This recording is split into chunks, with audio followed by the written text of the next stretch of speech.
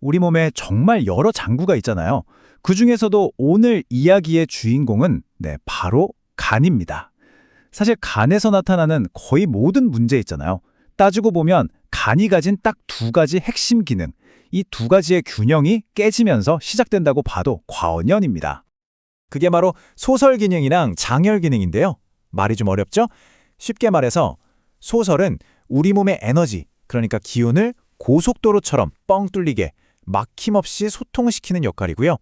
그리고 장열은 혈액이라는 아주 중요한 자원을 저장했다가 필요할 때 공급해주는 말 그대로 창고 역할인 거죠. 이 둘 중에 하나라도 삐걱거리기 시작하면 간은 우리한테 여러 가지 신호를 보내옵니다. 자, 지금부터 이 두 가지를 큰 축으로 해서 7가지 패턴을 한번 제대로 분석해 보겠습니다. 자, 그럼 첫 번째 축부터 가볼까요? 바로 에너지 흐름에 대한 문제입니다. 간의 소설 기능, 아까 말씀드렸던 우리 몸의 기운을 쫙쫙 소통시키는 그 기능에 문제가 생기면 과연 어떤 일들이 벌어지는지 한번 들여다보죠.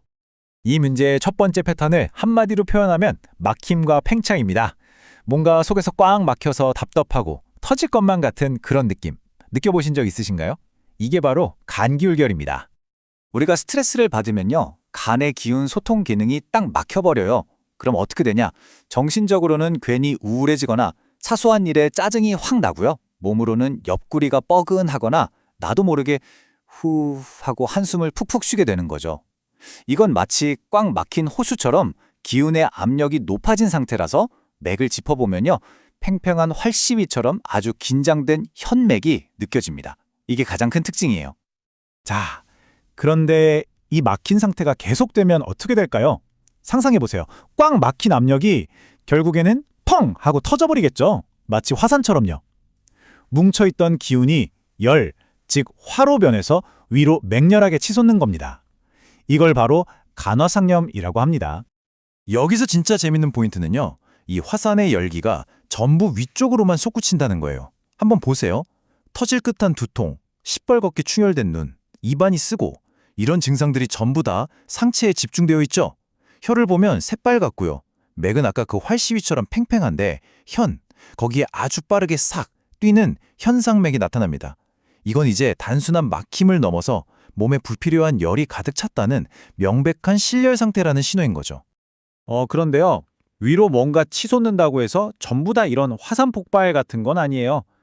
좀 다르게 통제력을 잃고 불안정하게 그냥 붕 떠오르는 듯한 양상도 있거든요.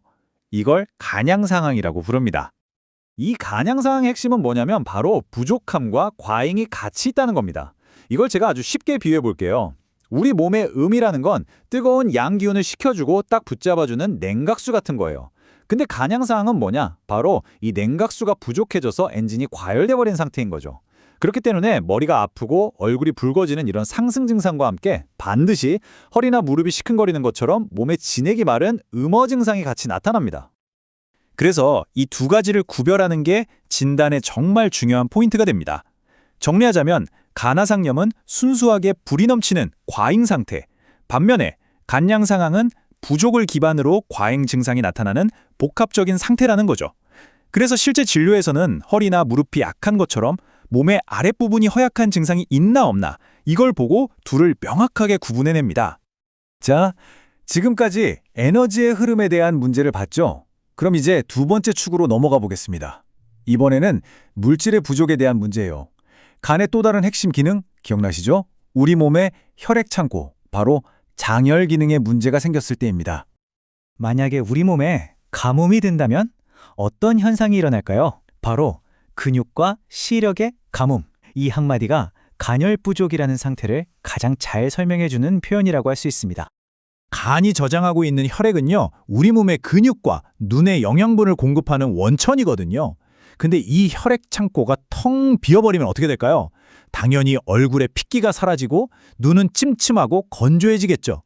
또 손발이 저리거나 자다가 쥐가 잘나는 것처럼 몸의 조직들이 영양을 제대로 못 받아서 점점 메말라가는 신호를 보내게 됩니다. 간의 상태가 여기서 더 심각해지면요, 몸 안에서 정말 예측할 수 없는 바람이 부는 것 같은 증상이 나타나기도 합니다. 좀 무섭게 들리죠? 이걸 바로 간툭내동이라고 부릅니다. 갑자기 몸에 경련이 일거나 손발이 덜덜 떨리고 마비가 오고 심하면 의식을 잃고 쓰러지기까지 해요. 이렇게 몸 안에서 예측 불가능한 돌풍이 부는 듯한 아주 극적인 증상들, 이걸 간풍래동이라고 하는 겁니다. 이런 내부의 바람은 아까 봤던 극심한 열이나 주체할 수 없는 양기의 치솟음, 또는 반대로 혈액이 너무 부족해서 몸이 통제력을 완전히 잃었을 때 발생하게 됩니다. 자, 이번엔 좀 다른 경우를 볼게요. 차가운 기운이 문제를 일으키는 케이스인데요. 한마디로 차가움으로 인한 응결, 이게 바로 한응간맥입니다. 이 패턴을 이해하려면 딱 하나만 아시면 돼요. 바로 간경락이 지나가는 길입니다. 이 간경락이 우리 몸의 생식기 주변을 지나가거든요. 그래서 찬 기운이 이 길을 꽉 막아버리면 아랫배나 고환 쪽에 쥐어짜는 듯한 엄청난 통증이 생기는 겁니다. 진단의 결정적인 힌트는 뭐냐? 따뜻하게 해주면 통증이 좀 나아진다는 거예요. 이게 아주 중요한 포인트죠. 자, 이제 마지막 패턴입니다. 이건 마치 덥고 습한 여름날의 그 찝찝하고 불쾌한 느낌, 그거랑 비슷해요. 끈적한 열과 막힘, 바로 간담습열입니다. 한의학에서 간하고 담은 거의 짝꿍이거든요. 그래서 병도 같이 앓는 경우가 되게 많아요. 이 간담습열은 뭐냐면 몸 안에 불필요한 수분, 즉 습이랑 열이 만나서 아주 끈적끈적하게 엉겨붙는 거예요. 이게 간과 담에 쌓이면 황달이 생기거나 혀를 봤을 때 누렇고 끈적한 태가 끼는 아주 특징적인 증상이 나타납니다. 그리고 이 끈적한 습열이 아래로 흘러서 생식기 쪽에 문제를 일으키기도 하고요. 네, 지금까지 우리는 간과 관련된 아주 뚜렷한 7가지의 병리 패턴을 쭉 살펴봤습니다. 바로 이게 실제 임상에서 간의 문제를 진단할 때 사용하는 아주 포괄적인 도구 세트가 되는 거죠. 그렇다면 실제 진료 현장에서는 이 7가지 열쇠를 어떻게 쓸까요? 먼저 팔광변증이라는 아주 기본적인 틀로 병의 큰 그림을 그립니다. 이 병이 찬 성질인가? 더운 성질인가? 허약한 건가? 아니면 뭔가 넘치는 건가? 이렇게요. 그 다음에 오늘 우리가 배운 7가지 패턴에 환자의 증상을 하나하나 대입해보면서 가장 딱 맞는 열쇠를 찾아내는 겁니다. 바로 이 과정을 통해서 막연했던 증상들 속에서 아주 명확한 치료 방향을 잡아낼 수 있게 되는 거죠. 네, 보셨듯이 간은 우리 몸의 에너지 그리고 감정 상태까지도 고스란히 비춰주는 아주 정직한 거울이라고 할 수 있습니다. 오늘 함께 살펴본 이 7가지 열쇠가 앞으로 여러분이 여러분의 몸이 보내는 신호를 더 깊이 이해하는 데 중요한 힌트가 되었으면 좋겠습니다. 지금까지 장부변증의 핵심, 간변증에 대한 이야기였습니다.